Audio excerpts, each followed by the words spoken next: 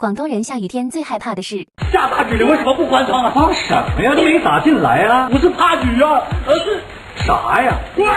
好，大雨这个毛毛的，完了！哎呀，不怕了，不怕了，停雨了，停雨了，停雨就不会有非议了。毛雨这个毛毛的，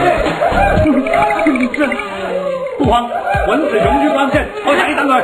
你看，完全没有蚊子的声音啊！关灯系好你的毛毛的，还是关灯吧。隔上你的毛毛的，还是开啊！开灯，开灯，快！